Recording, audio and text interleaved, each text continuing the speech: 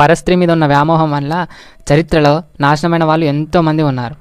అది ఒక ఉదాహరణే కాకుండా పరస్త్రీ సాంగత్యం అనేది మనిషి పతనానికి కారణమవుతుంది. శుక్రాచార్యుని కుమార్తె అయిన అరజను మోహించిన దండుడు తాను శుక్రాచార్యుని శాపానికి గురికావాల్సి వచ్చింది. ఆ కారణంగా అతని రాజ్యము ఇంద్రుడు కురిపించే 7 రోజుల బూడిద వానలో మునిగిపోవాల్సి వచ్చింది. ఆ తర్వాత అతని పేరు మీద ఉన్న దండకారణ్యంలోనే సీతారామ లక్ష్మణులు వనవాసం చేశారు. రెండవది నహుష చక్రవర్తి. నహుష చక్రవర్తి ఇంద్రపదవిని అధిష్ఠించిన తర్వాత అంతకుముందు ఉన్న ఇంద్రుని భార్య అయిన శచీదేవిని కామించాడు.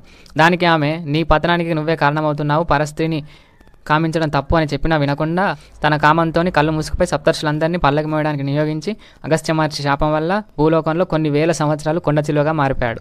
చివరగా అతని వంశంలోనే జన్మించిన ధర్మరాజు చేత శాప విముక్తి పొందాడు. మూడోవాడు రావణాసురుడు. సీత రాముని భార్య అని తెలిసినప్పటికీ సీతాదేవి అందు కామదృష్టితో చూసి ఆమెను లంక గొనిపోయి చివరగా తనతో పాటు తన వంశాన్నంతరినీ నాశనం చేసుకున్నాడు. నాలుగోవాడు జయద్రథుడు. వావి వరుసలు మరిచి ద్రౌపదిని కన్నుమిన్ను గానక ఆమెను కామించి పాండవుల చేత అవమానాల పాలయ్యాడు. చివరగా కురుక్షేత్రంలో అర్జునుని చేతిలో మరణాన్ని పొందాడు. పరస్త్రీని కామించిన వాడు ఎప్పుడు చరిత్రలో వినాశనాన్ని పొందాడు కానీ వాడు ఏనాడు సుఖాన్ని పొందలేదు.